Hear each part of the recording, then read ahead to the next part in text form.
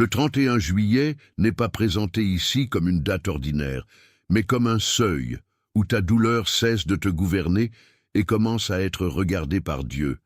Il y a des jours où le ciel ne crie pas, et pourtant, tout en toi sait qu'une porte est en train de se refermer derrière une saison ancienne. Ce soir-là, quelque chose en toi entendra que revenir en arrière n'est plus possible, non parce que tu es forcé, mais parce que la vérité a déjà pris place. Tu as peut-être porté une fatigue si discrète que personne n'a su la nommer, et pourtant elle a traversé tes gestes, ta respiration et même ton silence.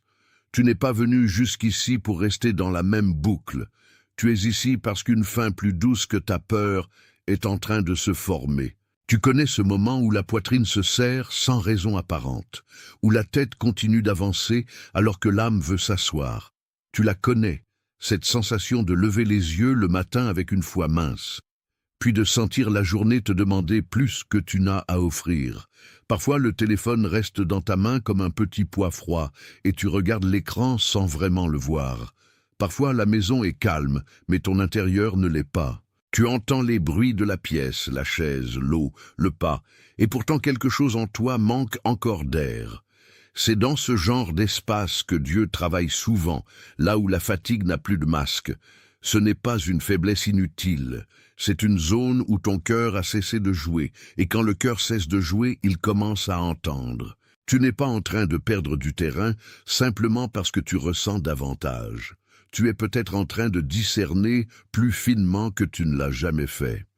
Il existe des douleurs qui ne t'écrasent pas pour te détruire, mais pour révéler que ce que tu appelais normal ne l'était plus depuis longtemps. Ce message ne t'annonce pas une catastrophe, il t'annonce une lecture. Ce que tu vis peut être un tri, une protection, une reprise en main, une invitation à laisser tomber ce qui te vide. Tu vas reconnaître 3 choses ici. La voix qui t'a fatigué, le point où ta paix s'est fissurée et la main de Dieu qui ne t'a jamais lâché. Tu vas aussi reconnaître qu'une porte qui se ferme n'est pas toujours une perte. Parfois, c'est la miséricorde qui prend une forme ferme.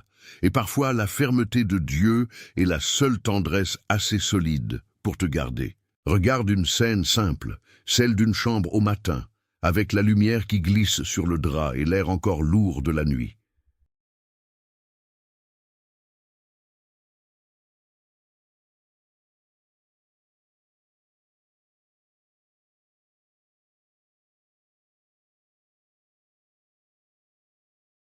Attention, vous devez comprendre ce qui se passe. Maintenant, certaines personnes se sont éloignées, certaines portes se sont fermées, et des situations qui semblaient sûres ont commencé à changer sans explication. Ce n'est peut-être pas une coïncidence.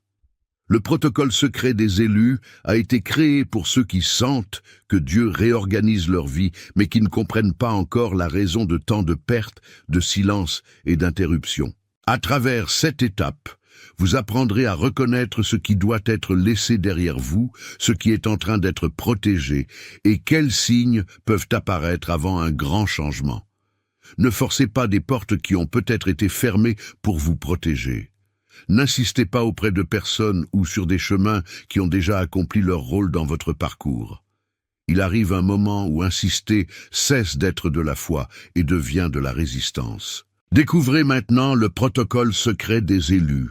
Je l'ai laissé pour vous tout en haut des commentaires de cette vidéo.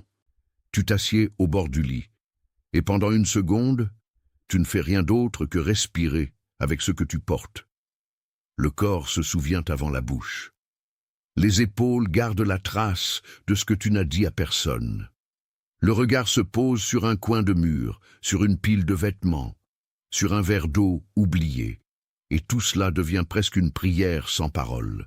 Tu n'as pas besoin d'un grand théâtre pour que le ciel te voie. Il suffit parfois d'une chambre en désordre et d'un cœur qui ne veut plus mentir. Ce que tu vis dans le secret n'est pas perdu. C'est souvent là que Dieu nomme le vrai. Quand tout paraît immobile, la conscience peut déjà être en train de changer d'axe. Et ce changement d'axe est plus important que 1000 explications. Il y a en toi une sensibilité que d'autres ont peut-être pris pour de l'excès, alors qu'elle ressemble davantage à un instrument d'écoute en train d'être réglé. Tu ressens souvent avant de comprendre. Tu pressens avant de formuler. Tu portes des retards qui ne sont pas de la paresse, mais des résistances intérieures à trahir ce que tu sais déjà. On t'a peut-être appris à te taire pour tenir, à sourire pour ne pas déranger, à continuer pour ne pas compliquer. Pourtant, au fond, quelque chose en toi refuse de se laisser réduire. Cette résistance n'est pas de l'orgueil. Elle peut être un signe de fidélité en formation. Tu n'es pas fragile parce que tu es touché.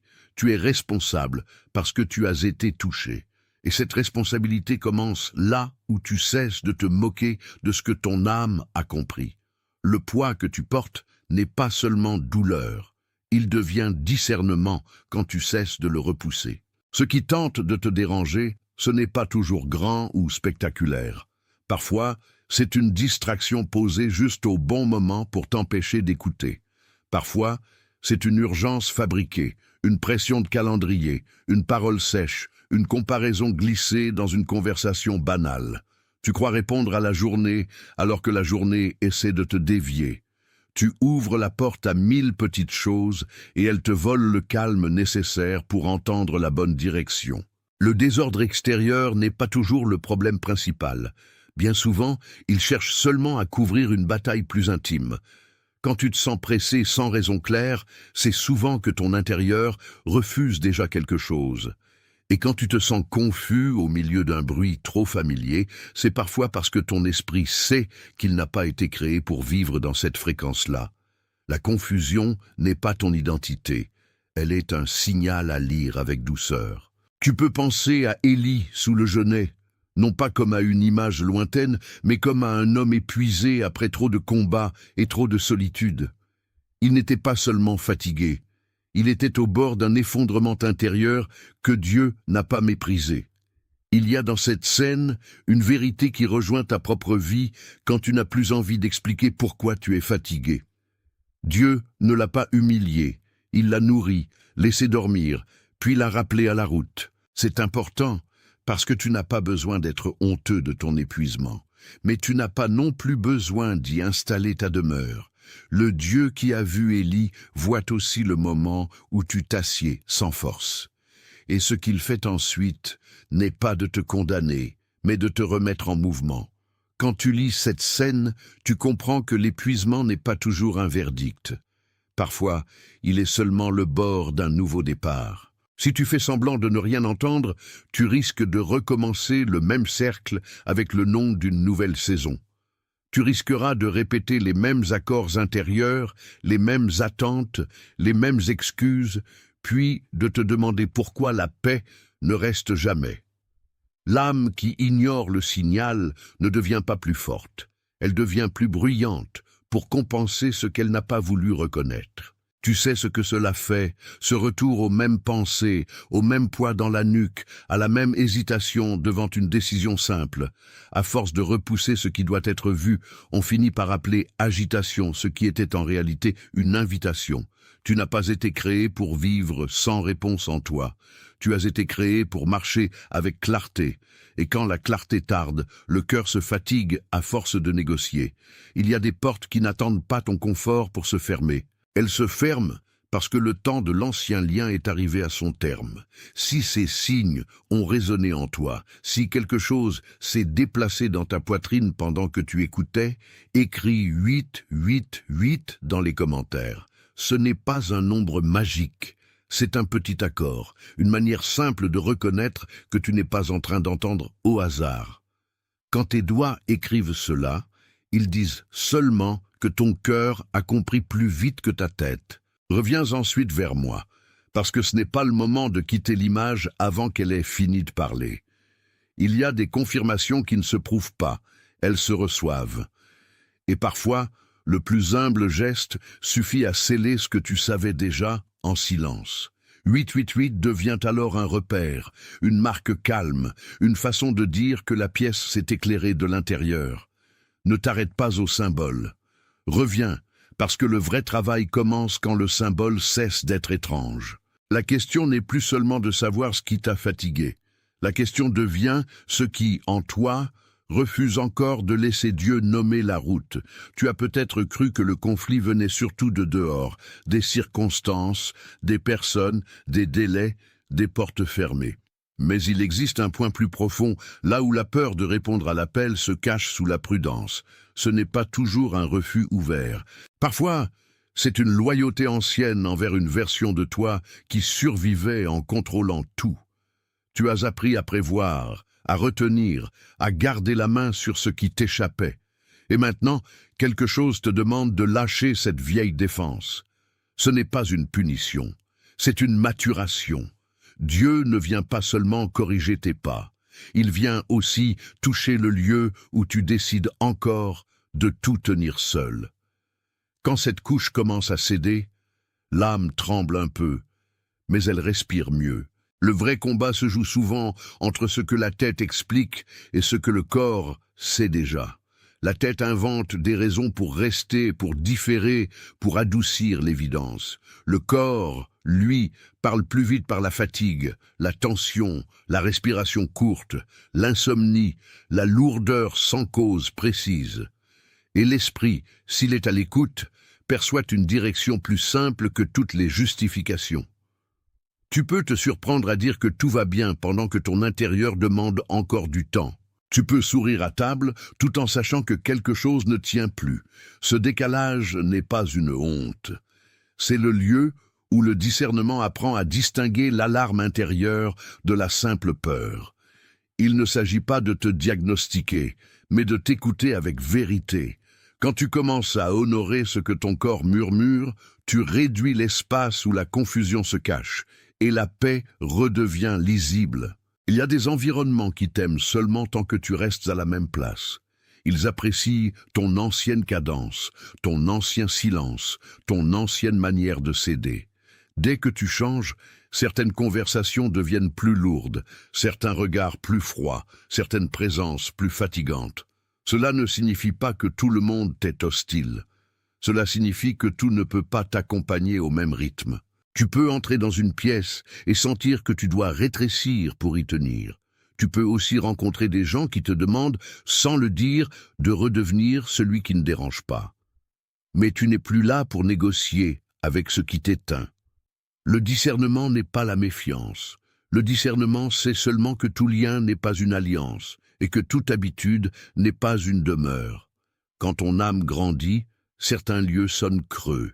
Et ce vide-là n'est pas une condamnation, c'est souvent une invitation au départ. L'opposition aime retarder les choses juste assez pour te faire croire que la lenteur est ton identité. Elle sait t'occuper avec des urgences secondaires, te fatiguer avec des détails, te faire douter au moment précis où la clarté venait de se lever. Elle ne cherche pas toujours à détruire ton appel. Parfois, elle cherche seulement à le rendre bruyant. Elle te fait revoir la même discussion, la même faute, la même possibilité, jusqu'à ce que tu perdes la saveur de ce qui était simple. C'est ainsi que la confusion travaille, non pas en criant, mais en dispersant. Tu réponds à une petite chose, puis à une autre, et quand tu lèves enfin la tête, la journée entière a été avalée. Ce n'est pas une surprise que tu sois fatigué, c'est une stratégie. Le ciel, lui, n'essaie pas de te disperser, il rassemble. Et ce rassemblement commence par un refus doux mais ferme de laisser la distraction décider à ta place.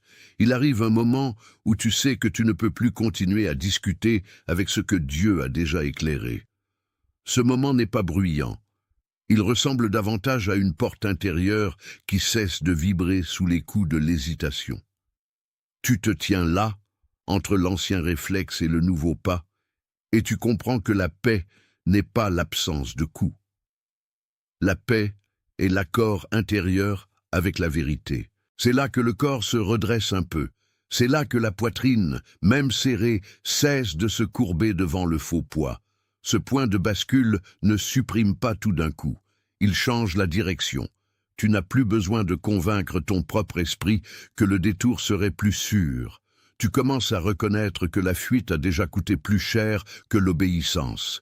Et dans ce renversement silencieux, quelque chose se prépare pour devenir visible. Imagine maintenant un fleuve large, non pas furieux mais puissant, qui rencontre un barrage usé depuis longtemps. L'eau n'attaque pas le barrage par colère, elle continue parce qu'elle est vivante. Les fissures apparaissent là où la pression ancienne ne peut plus contenir le courant nouveau. C'est ainsi que certains endroits de ta vie commencent à céder. Pas parce que tout est devenu pire, mais parce que quelque chose en toi a pris plus de profondeur. Tu pensais peut-être que la résistance signifiait l'échec, alors qu'elle signale parfois que le mouvement est déjà là. Le barrage n'aime pas l'eau, car l'eau montre qu'il n'est plus roi. Ton ancienne habitude n'aime pas la vérité, parce qu'elle révèle qu'elle a servi un temps, puis a rétréci. Quand tu regardes cette image, tu comprends que le courant n'a pas besoin de permission pour avancer. Il lui faut seulement une ouverture juste. Dans cette image, tu peux reconnaître ton cœur, comme une rive longtemps retenue. Pendant des années, tu as peut-être accepté qu'une digue intérieure décide de ce qui pouvait passer et de ce qui devait rester bloqué. Mais le temps vient où l'eau n'accepte plus d'être réduite à un filet. Le mouvement n'est pas violent au départ.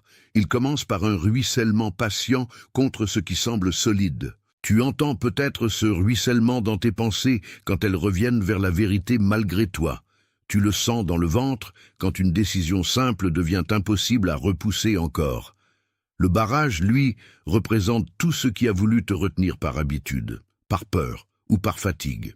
Et l'eau, c'est cette vie de Dieu qui continue, tranquille et insistante, même quand personne ne la félicite. Ce n'est pas la force brutale qui gagne, c'est la persévérance de ce qui est vivant.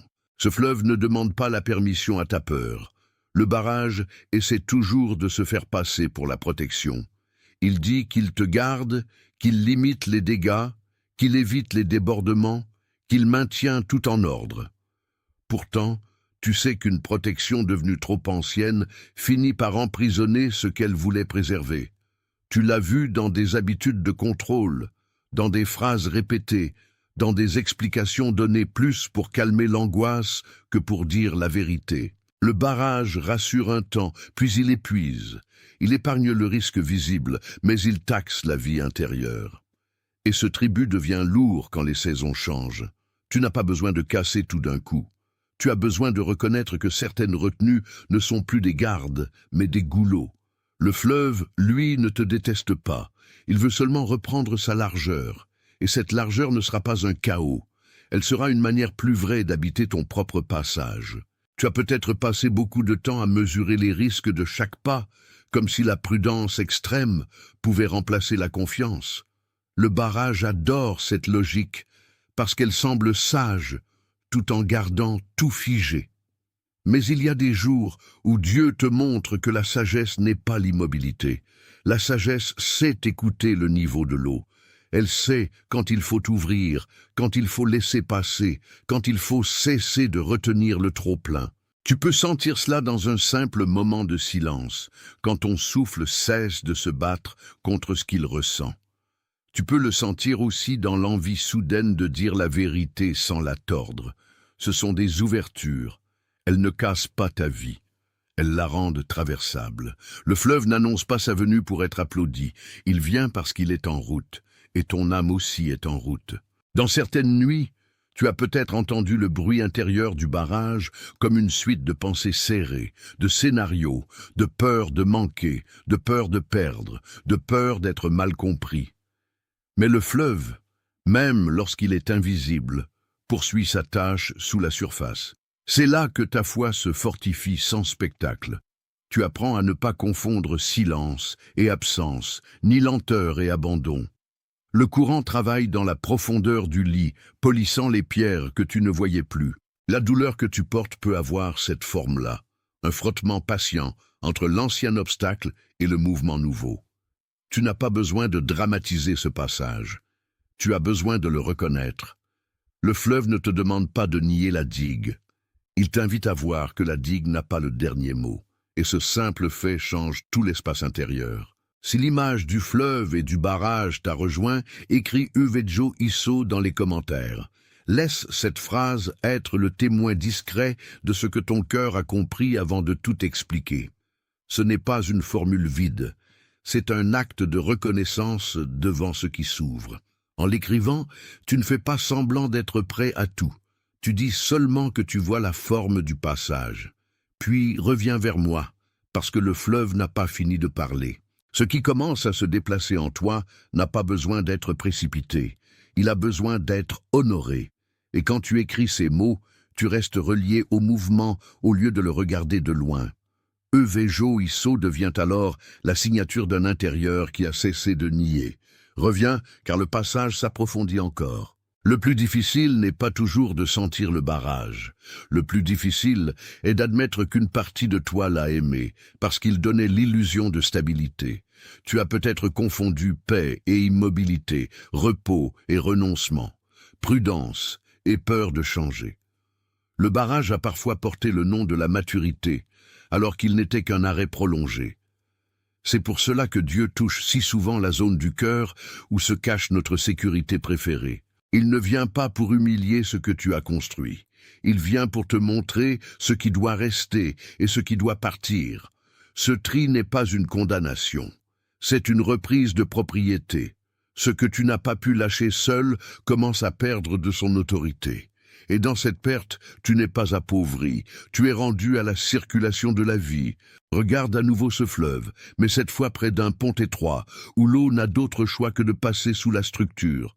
Ce passage contraint ressemble à tes derniers mois, quand tu as senti moins d'espace, moins de marge, moins d'explication.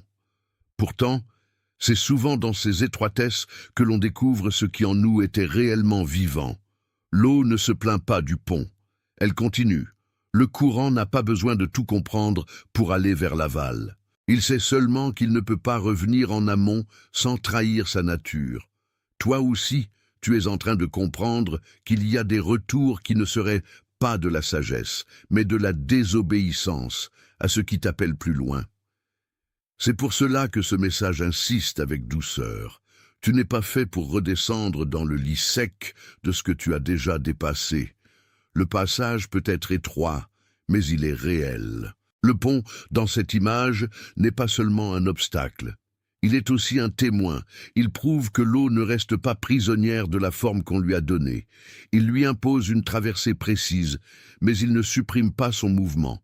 C'est ce que Dieu fait parfois avec toi. Il n'efface pas toute contrainte d'un coup. Il t'apprend à passer sans te renier. Tu t'ajustes, tu respires, tu te concentres, puis tu continues. Et cette continuation devient une forme de foi. Tu ne retournes pas vers le bord juste parce que le passage est étroit. Tu ne redeviens pas petit parce qu'un cadre te sert un instant. L'eau s'est traversée. L'âme aussi peut apprendre. Ce n'est pas la largeur qui définit la puissance. C'est la fidélité du mouvement. Et le tien est en train d'être réaccordé. Il existe aussi des pierres sous l'eau que personne ne voit, mais que le courant polie jusqu'à leur donner une autre surface. Tes résistances intérieures ressemblent à ces pierres. Elles portent les traces de chocs anciens, de stations prolongées, de blessures silencieuses. Le fleuve ne leur crie pas dessus, il les travaille. C'est ainsi que Dieu agit avec ce qui semble dur en toi. Il n'essaie pas toujours d'ôter tout de suite. Il façonne, il rend moins coupant, il prépare une forme plus juste. Tu peux avoir l'impression que rien ne se passe alors que l'écorce même de ta peur est en train de changer. Cette lenteur n'est pas une absence d'œuvre. Elle est souvent l'œuvre la plus profonde. Et quand tu acceptes de rester dans le mouvement sans exiger le spectacle, tu entres dans une paix plus solide que l'émotion du moment. Tu commences à sentir que l'eau n'essaie pas de convaincre le barrage. Elle le dépasse en temps voulu. De la même manière, tu n'as pas besoin de gagner tous les débats avec tes propres défenses. Tu as besoin de laisser la vérité circuler. La vérité ne se bat pas pour être vraie. Elle finit par s'étendre parce qu'elle correspond à ce que Dieu maintient. C'est peut-être cela que tu apprends aujourd'hui. Ne plus défendre ce qui t'épuise, ne plus argumenter avec ce qui te dessèche. Le barrage peut parler fort, mais il n'est pas éternel. Le fleuve peut sembler patient, mais il n'est pas faible. Et toi, tu es invité à rejoindre sa patience sans quitter la vie. C'est une manière de revenir à toi qui n'humilie personne. Elle réordonne seulement ce qui a été trop longtemps retenu. Si tout cela a trouvé un écho en toi, écris Estu Pronto dans les commentaires. Ce n'est pas une promesse spectaculaire, c'est un positionnement intérieur devant le passage qui s'ouvre. Tu n'es pas encore au bout de la traversée, mais tu n'es plus du côté de l'hésitation pure. Cette phrase dit que tu acceptes d'avancer avec le fleuve au lieu de lui résister. Reviens vers moi après l'avoir écrite, parce que la route ne s'arrête pas là. Ce que tu nommes aujourd'hui devient plus réel en toi. Et quand tu écris ces mots, tu laisses le barrage perdre encore un peu de son autorité. Estu Pronto n'est pas une posture froide. C'est l'âme qui se tient au bord de l'eau sans reculer. Reviens, car la traversée devient maintenant plus intime. Il y a une forme de liberté qui naît quand tu cesses de traiter chaque recul comme une identité. Le barrage voulait te convaincre que le moindre ralentissement signifiait que tu n'étais pas fait pour le mouvement. Mais le fleuve enseigne autre chose. Il y a des méandres, des rétrécissements, des chutes, des pierres, et malgré tout le courant demeure courant. Cela veut dire que tes saisons difficiles n'annulent pas ta nature profonde. Elles la révèlent même parfois plus clairement. Tu n'es pas défini par la zone où tu as stagné. Tu es en train d'être rendu à ce que tu portes depuis le commencement. Cette reprise demande du courage, non pas le courage bruyant, mais celui qui consent à rester vrai. Le vrai courage n'attaque pas en premier, il cesse de fuir. Et quand la fuite s'arrête, la vie trouve enfin un chemin pour te rejoindre sans résistance inutile. Le fleuve sait aussi ce que le barrage ignore. Un passage fermé trop longtemps finit par rendre l'eau amère. Ce n'est pas une condamnation morale, c'est une image de tout ce que l'arrêt prolongé fait à l'âme. À force de retenir, on commence à sentir moins clairement, à espérer moins librement, à croire moins facilement. Alors Dieu ne vient pas seulement ouvrir par principe, il ouvre pour rendre la vie à ce qui s'était épaissi. La grâce n'est pas une décoration sur la peur. Elle est le mouvement qui la traverse jusqu'à ce qu'elle ne soit plus souveraine. Si tu sens encore la lourdeur, cela ne veut pas dire que rien ne change. Cela peut simplement vouloir dire que la traversée est réelle. Et les vraies traversées ne sont pas toujours légères au début. Elles sont fidèles, et cette fidélité a déjà sa propre lumière. Tu peux presque entendre, derrière le bruit des eaux, une sorte de rappel ancien. Ne redeviens pas ce qui t'a gardé, mais t'a limité. Cette parole n'accuse pas, elle réveille. Elle te rappelle que tu n'es pas venu au monde pour vivre seulement en mode protection. Il y a un temps pour se protéger et il y a un temps pour passer. Si tu restes trop longtemps dans la fonction de défense, tu oublies la joie du courant. Tu oublies aussi qu'un cœur vivant n'est pas seulement un cœur prudent. C'est un cœur disponible. La disponibilité demande une souplesse nouvelle. Elle te pousse à quitter les bords rigides et à entrer dans une confiance plus profonde. Et c'est souvent là que la douleur commence à se refermer. Non pas parce qu'on l'a niée, mais parce qu'elle a enfin rencontré une direction. Quand tu choisis de ne plus nourrir le barrage intérieur, la première chose qui change n'est pas l'extérieur, c'est ton souffle. Tu respires un peu plus haut, un peu plus long, un peu plus vrai. Tu entends encore certaines peurs, mais elles ne commandent plus la carte entière. Cela ressemble à un réveil discret dans une pièce encore sombre. Tu n'as pas besoin de tout voir pour savoir dans quelle direction aller. Le fleuve te le montre avec sa patience. Il continue, même quand la nuit ne s'est pas encore complètement levée. Il ne dramatise pas sa propre route, il la vit. Et toi aussi, tu peux vivre la tienne sans te trahir en la racontant trop tôt. Le plus important est que le mouvement ait commencé. Ce commencement est déjà une délivrance qui travaille en profondeur. Si le fleuve en toi a commencé à pousser contre l'ancien barrage, écris Estu Desperto dans les commentaires. Dis-le comme on reconnaît qu'un passage n'est plus seulement une idée, mais une veille intérieure devenue claire. Ce n'est pas un slogan. C'est une conscience qui s'éveille. Attention, vous devez comprendre ce qui se passe. Maintenant, certaines personnes se sont éloignées.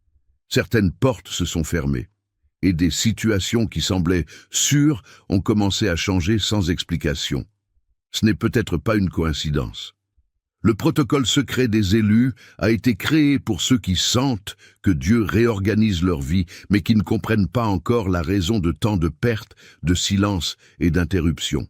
À travers cette étape, vous apprendrez à reconnaître ce qui doit être laissé derrière vous, ce qui est en train d'être protégé, et quels signes peuvent apparaître avant un grand changement. Ne forcez pas des portes qui ont peut-être été fermées pour vous protéger. N'insistez pas auprès de personnes ou sur des chemins qui ont déjà accompli leur rôle dans votre parcours. Il arrive un moment où insister cesse d'être de la foi et devient de la résistance. Découvrez maintenant le protocole secret des élus. Je l'ai laissé pour vous tout en haut des commentaires de cette vidéo.